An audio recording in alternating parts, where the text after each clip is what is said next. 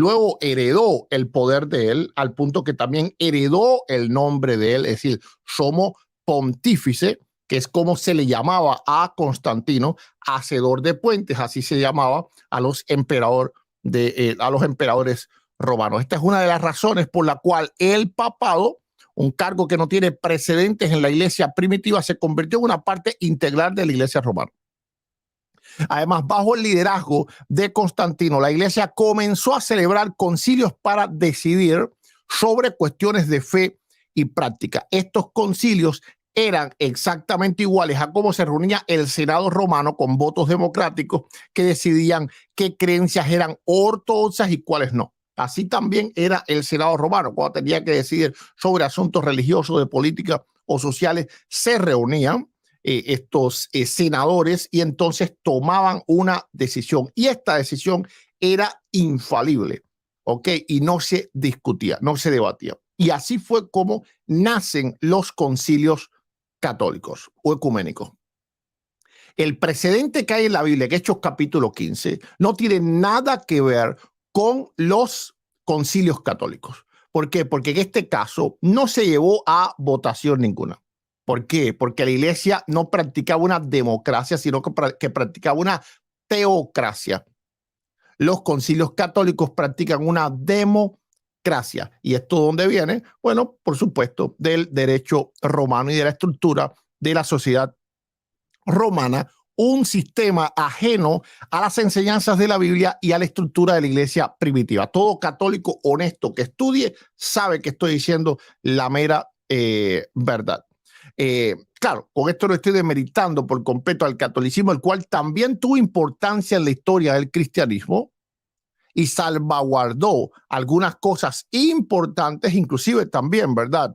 Pues manuscritos escriturales, y así entonces pudo llegar gran parte de los manuscritos a estos tiempos. Así que no estamos quitando toda la importancia del catolicismo, pero estamos hablando de la verdad histórica, de cómo nace esta forma de cristianismo apóstata. Ahora, aquí no termina la influencia de Constantino. Bajo su gobierno, la Iglesia Católica adoptó prácticas que estaban lejos también de las enseñanzas de Jesucristo y de los apóstoles. Y una de estas prácticas era el culto a la personalidad, a las personas, así sean vivas o así sean muertas, por ejemplo, a María y a los santos. Y esto era en referencia, por supuesto, al sincretismo que estaba ocurriendo entre la Roma pagana y esta forma apóstata del cristianismo. ¿Por qué? Porque no hubo conversión. Es igual lo que pasa en México. Así funciona.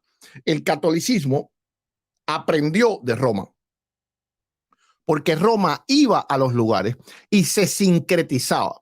Lo vemos en la misma escritura, donde Poncio Pilato accede a las peticiones religiosas de los judíos. Él como respeta la ley de los judíos, porque así era como funcionaba Roma. Así era como Roma conquistaba. La religión es muy importante para los pueblos. Por lo tanto, cuando Roma conquistaba un pueblo, no destruía su religión. No destruía su religión. Vemos, ¿verdad? Es decir, ahí pues en Éfeso, Diana de los Efesios y el culto que tenían los efesios, y cada pueblo tenía su religión, todos eran conquistados por Roma y Roma no tenía problema en eso. Eso es lo mismo que adoptó el catolicismo. Cuando llegó a México se sincretizó y entonces en realidad no había cristianismo sino una paganización. Porque si hay una conversión, las personas rechazan sus prácticas pasadas.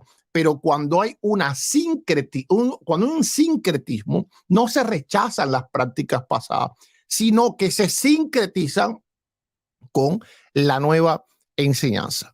¿Ok? Entonces de aquí es donde nace todo el culto a María, al propio Cristo en cuanto a la imagen, ¿verdad? No en cuanto a él como Dios eterno, que ese culto sí está completamente justificado. Y a los apóstoles, que eso sí no está justificado ningún tipo de culto. Y bueno, hasta las demás figuras como la del emperador de Roma, que era en este caso el Papa, un reflejo de la devoción al emperador, que era llamado también alguien infalible también, es decir, era un semidios, era casi un dios, y también a las deidades de Roma.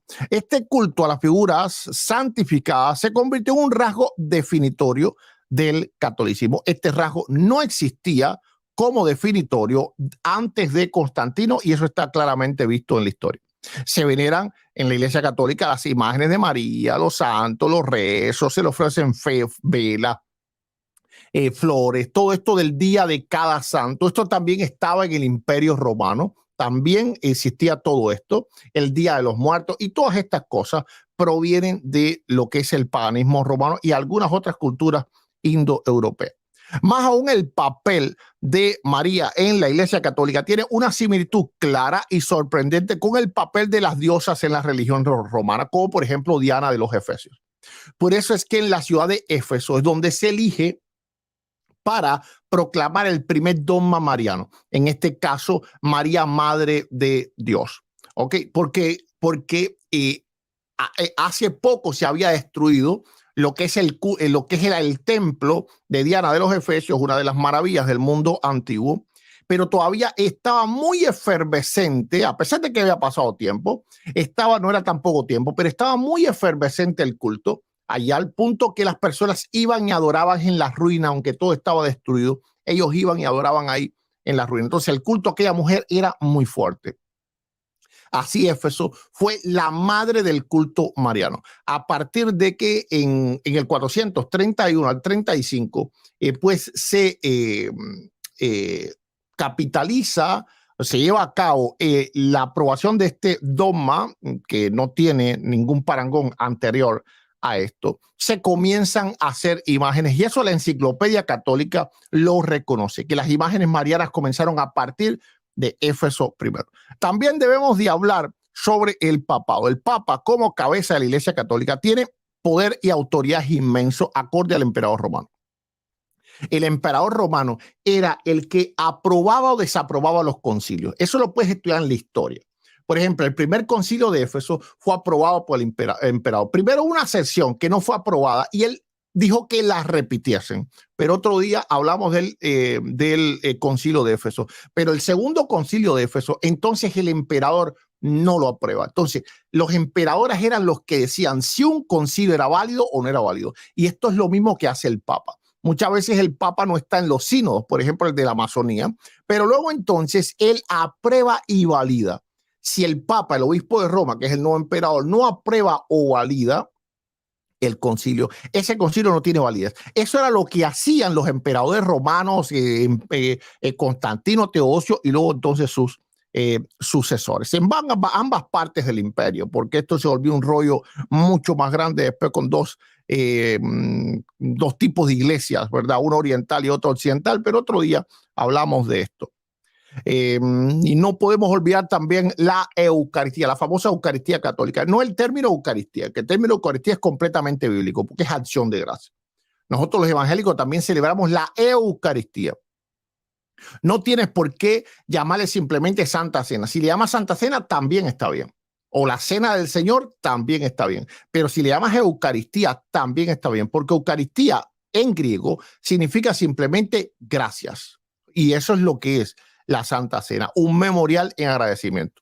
Ahora, todo esto de la transubstanciación en la Iglesia Católica, esto almacena, por ejemplo, se almacena en una custodia que fue desarrollándose poco a poco y a menudo se representa como un sol radiante, similar a lo que los romanos usaban para adorar al dios sol. Entonces vemos reflejada también en toda esta custodia y todo el culto como tal a la Eucaristía que se adora como un Dios, como si fuera Dios mismo. Esto vemos reflejado también la mano del emperador romano y de Teodosio, es decir, del imperio romano en todo esto. Ahora bien, ¿significa esto que todos los católicos son malos o algo así? No, claro que no, no necesariamente. A mí se me confunde con un anticatólico. Yo no soy anticatólico. Yo soy anti cualquier doctrina que esté contraria a la Escritura. Cualquier doctrina, ahí sea católica, evangélica, de Testigos de Jehová, de lo que sea. Si no está en la Escritura, si no tiene un origen apostólico, yo estoy contra esto. Ahora, yo sé que muchísimos católicos aman a Dios exactamente igual como lo ama un cristiano evangélico, pero eso no dice que están practicando una doctrina correcta. Y eso es lo que yo estoy tratando de dejar ver aquí. No podemos ignorar el hecho de que muchas prácticas de la Iglesia Católica provienen de la Roma pagana. El cardenalicio, bueno, pudiera darles una lista entera, enorme de grande. El purpurado, todo esto proviene de la antigua Roma y no de las enseñanzas de Cristo y los apóstoles. Tenemos que ser honestos sobre todo esto, aunque es doloroso, porque el catolicismo, aunque es apóstata, es una forma de cristianismo. Y yo sí los considero dentro del cristianismo, pero dentro de una forma apóstata de cristianismo. Si eres católico y estás viendo este video, te invito a reflexionar sobre todas estas cosas y de buscar y de indagar en la historia secular, no católica. Si lees lo que hizo un católico o lo que hizo un evangélico, pues entonces también es posible que esté sesgado. Vaya a la historia, vaya a una enciclopedia real, a la enciclopedia británica o algo así, y entonces lea la historia. Ok, no se está tratando de atacarte de ninguna manera, sino de que tú encuentres la verdad. La fe no debe basarse en tradiciones humanas, sino en la verdad de Dios y más nada que esto. Si tú eres evangélico, también te invito a reflexionar, porque todos tenemos tradiciones y prácticas y todas deben de ser examinadas a la luz de la Escritura, no porque la tradición sea evangélica y hay que catarla como una verdad absoluta. Nunca se debe de temer a la verdad, no teman a la verdad nunca. Entonces, para resumir, hasta ahora, ¿fue Constantino el fundador del cristianismo? No, pero sí jugó un papel crucial en la formación de una versión equivocada o errónea de cristianismo que se alejaba de las enseñanzas de Cristo y de sus apóstoles. Y por esto necesitamos hablar sobre él y sobre su legado. Con esto en mente, vamos a tocar otros punticos. Sí, pasaremos a la siguiente parte de nuestra discusión. Si entendemos que Constantino tuvo una influencia significativa en la formación de la Iglesia romana, ¿qué impacto tuvo en la historia del cristianismo y cómo afecta nuestra fe hoy? Sí, aunque ustedes no crean, Roma afectó toda la fe cristiana, no solo el catolicismo, no solo el catolicismo. La helenización del cristianismo que llevó el emperador romano nos afectó a todos, inclusive en la manera que muchas veces entendemos la fe, en la manera que muchas veces entendemos la escritura, en una manera, algunas veces que lo entendemos de forma simplemente filosófica o espiritualista o simplemente alegórica.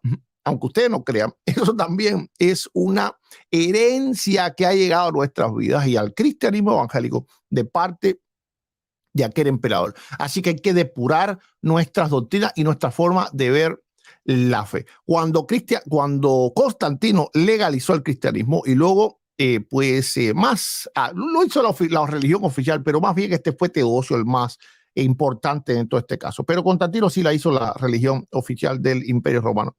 Cambió la dinámica del cristianismo en ese momento. Los cristianos ya no eran una secta perseguida, se convirtieron no solo en una parte establecida, sino también en perseguidores, lo que fue una consecuencia nefasta y negativa para el cristianismo. Porque no hay nada en la Biblia que diga que los cristianos seremos perseguidores. Todo lo que dijo Jesús es aflicción. En este mundo tendréis aflicción. Entonces, los cristianos que tuvimos aflicción somos los verdaderos. Los católicos nunca han tenido aflicción.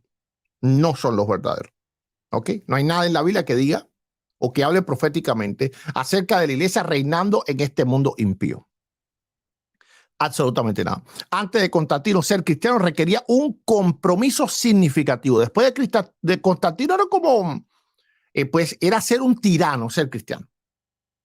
¿Por qué? Porque abusaban de los paganos, lo cual no es cristiano. Pablo nunca llegó abusando, tirándolo de la barba a los estoicos, griegos o cualquiera de los paganos, los adoradores de Diana de los Efesios o cualquier otra cosa. No. Entonces el cristianismo se convirtió en una dictadura religiosa. ¿Ok?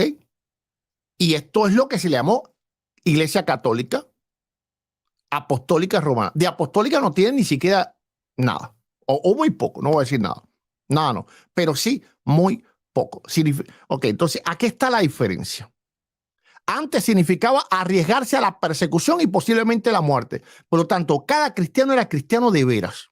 Pero con la legalización del cristianismo, esto cambió y ahora constituía o significaba constituirse en un dictador, un malvado. Imagínense que los católicos podían despojar a los paganos de cualquiera de sus bienes. Hey, me interesa esa casa que tiene y es mía porque tú eres un pagano y yo soy un católico, la religión oficial de Constantino el emperador. Cualquiera que se oponía a esa forma de cristianismo era muerto o expatriado, ¿ok? Es decir, como que sea exiliado, lo exiliado. Y estos grandes cristianos fueron exiliados. Grandes cristianos fueron exiliados en el siglo IV, inclusive cristianos prominentes defensores de la Trinidad como Atanasio y otros más fueron simplemente exiliados. Por cualquier cosa te exiliaban, te expulsaban fuera del imperio, lo que sería más bien, por ejemplo, como que inmigración sacara a alguien de los Estados Unidos, porque en aquel momento Roma eran los Estados Unidos. Y por lo menos ahora hay muchos países que son semejantes, inclusive pueden ser hasta mejores que los Estados Unidos. En aquel momento no. Es decir, en aquel momento, si no era Roma, era horrible. Si no Roma, horrible. Y cuando digo Roma, digo todo el imperio, no digo tan solo la península itálica, ¿ok? O la ciudad de Roma como tal. Roma se le llamaba al imperio.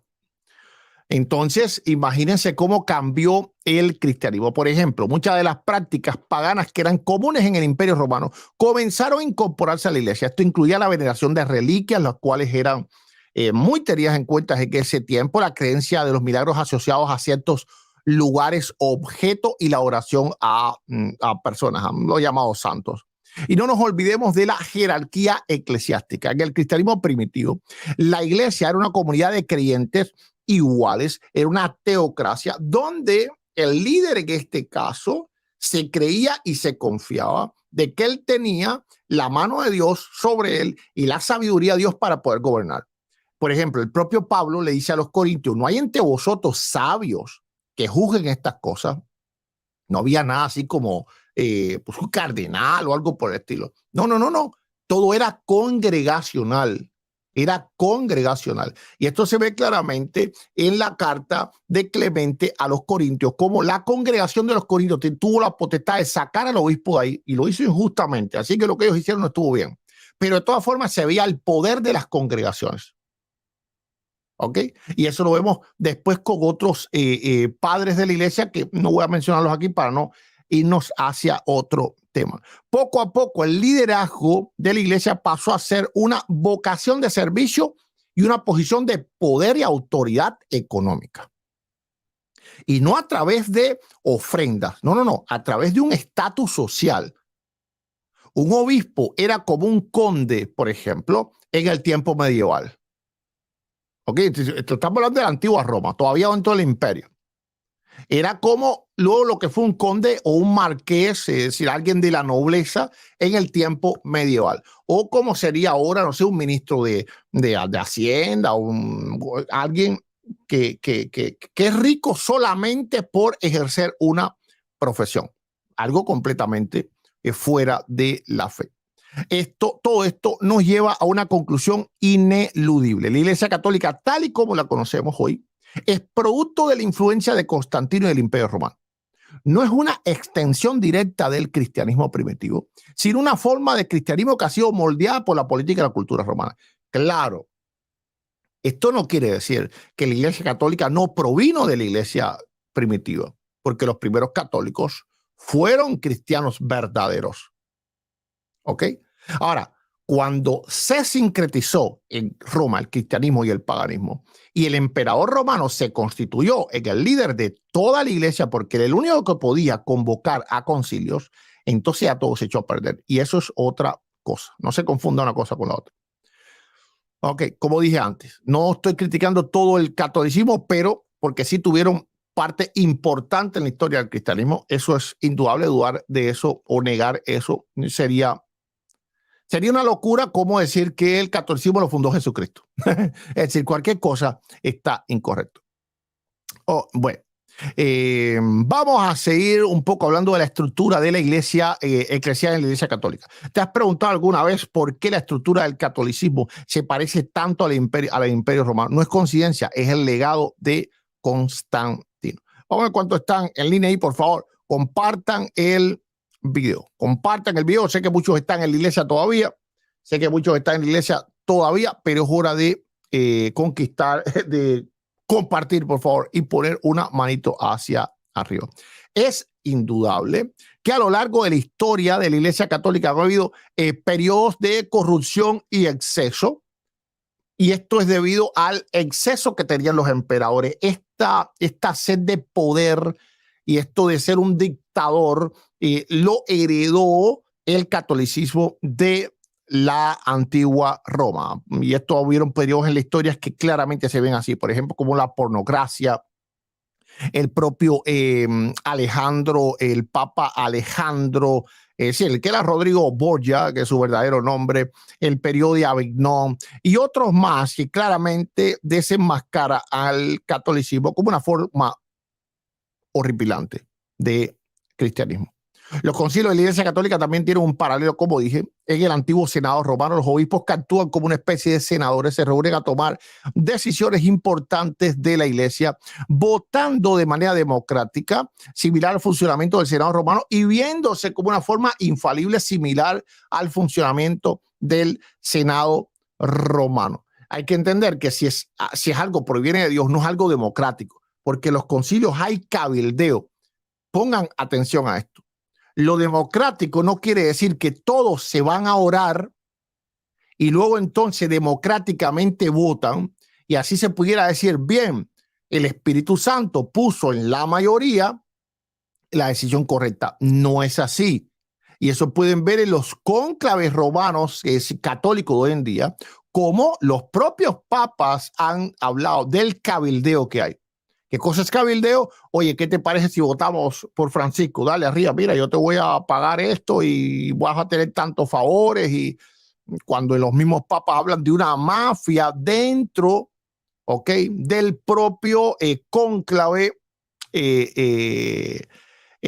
Vaticano, a punto de que el Papa Francisco ahora mismo, hace solo unos días, 4 o 5 días quizás, ha nombrado nuevos cardenales para habilitarlos para el próximo cónclave cuando él muera, porque él sabe bien claro que los que están ahí no van a apoyar los planes malévolos y macabros que él tiene, porque todavía hay cardenales dentro del catolicismo que, aunque están equivocados, doctrinalmente siguen pensando de una forma ilusa que la Iglesia Católica es la Iglesia de Cristo y tratan de que el mal no avance. En otro caso, Francisco es alguien que no le importa un bledo la Iglesia Católica y quiere que el mal avance y que pues un montón de filosofías que no están conforme a la Biblia tomen liderazgo dentro del catolicismo.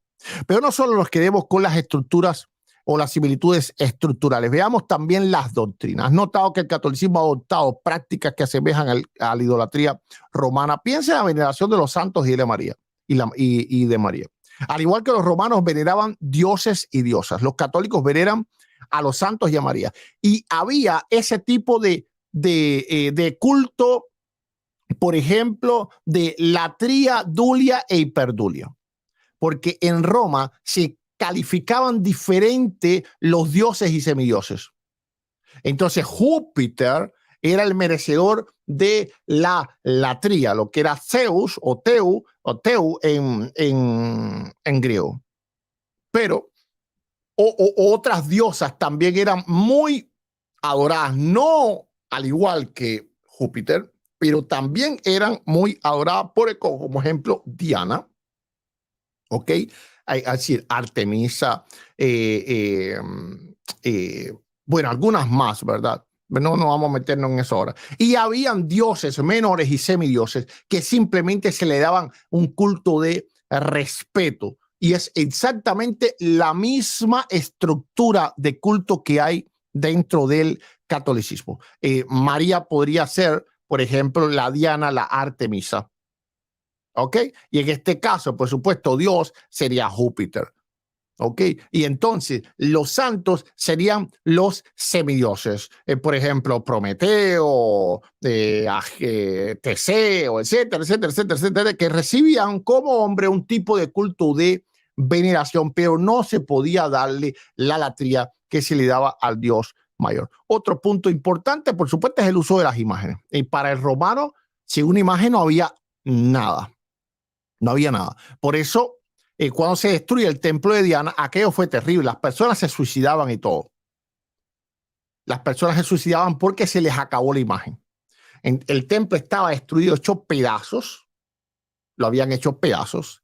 Y ellos adoraban las piedrecillas que habían ahí, los escombros que habían ahí. Para ellos eran parte de aquella imagen. Y esto lo vemos cuando se rompe una imagen católica, como lloran, gritan, se rasgan las vestiduras.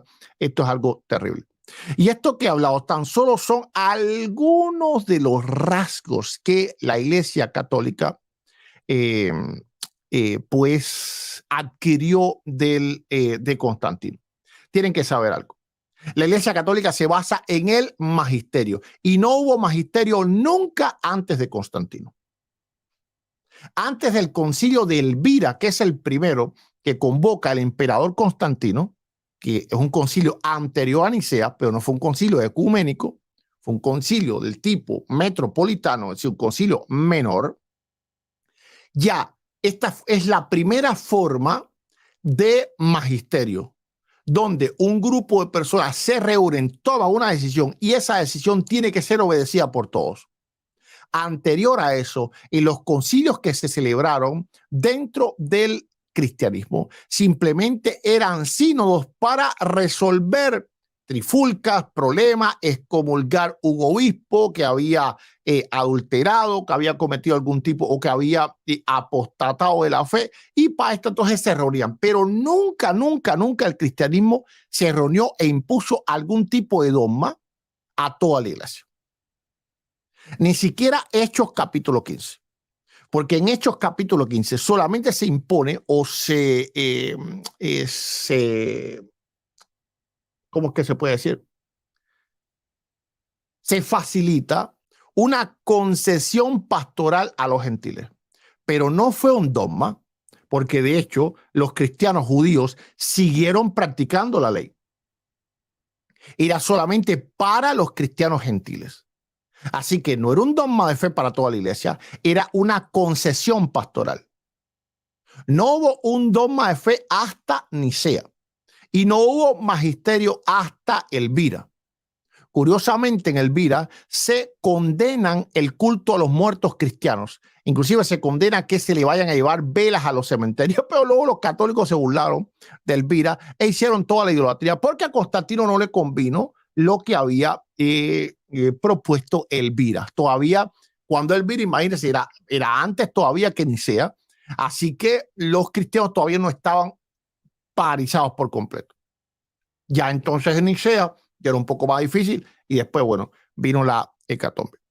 Espero que esta información les sea de utilidad a ustedes, para ustedes aprender por qué los cristianos evangélicos decimos que Constantino fundó al catolicismo.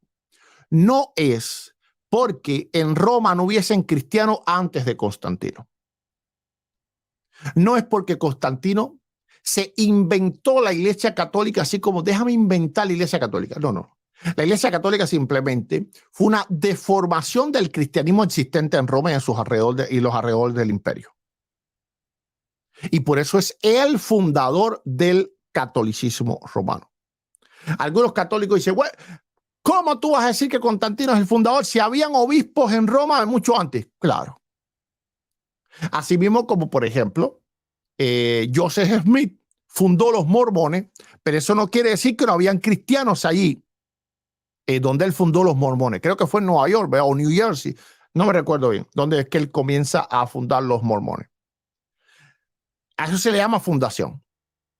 Cuando una rama se desvía, entonces a eso se le llama fundación. No es que no existía cristianismo ahí, no es que no había una lista de obispos desde Lino, aunque por supuesto esa lista de obispos no se sabe si es verdadera porque hay varias versiones de la lista. Y algunos, inclusive teólogos católicos, coinciden que fue un invento de Eusebio, decir que Ireneo da esa supuesta lista, pero no entremos en ese tema. ¿Habían obispos antes en Roma? Sí había obispos en Roma. No eran papas, eran simples obispos, sin ningún tipo de poder más allá de su jurisdicción. Por supuesto, con una jerarquía alta porque era obispo de una ciudad importante, como lo es ahora también un pastor de una iglesia importante. La iglesia lo toma como una figura de autoridad, pero de ahí a que pueda gobernar en las otras iglesias va mucho. Vemos a Clemente de Roma, que es del siglo I, es decir, muy cercano a los apóstoles, hubo obispo de Roma, que trata de solucionar el problema en la iglesia de Corintio y no puede. No puede. Así que los corintios no le obedecían, por lo tanto no había ningún papado, habían obispos. Cuando un católico te diga, ¿cómo es eso? Si mira, Lino y después Cleto, Anacleto, Clemente, eso eran obispos, eso no prueba que había catolicismo. Eso es lo que prueba que había cristianismo en Roma. Y para eso no hay que buscar una lista. No es necesario, vayan allá a la Biblia, en el libro de Romanos, ya te vas a dar cuenta que había cristianismo en Roma. Entonces nosotros no discutimos nunca que había cristianismo en Roma, que no había obispos en Roma. Pues claro que había obispos en Roma. Pero en el siglo IV, a partir de Elvira y de manera especial a partir de Nicea, Constantino pervierte la forma de cristianismo que existía en el Imperio Romano y conduce a la fundación de lo que hoy conocemos como Iglesia Católica, no apostólica y sí romana.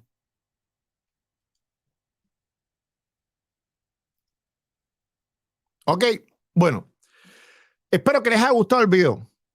Por favor, si es la primera vez que nos sintonizas, suscríbete, porque aquí vas a aprender la Biblia, vas a aprender también la historia y vas a aprender también el desarrollo del pensamiento cristiano para que lo conozcas como en verdad es y para que puedas defender en realidad la fe cristiana evangélica. Si tienen preguntas en el chat, voy a responder 3 preguntas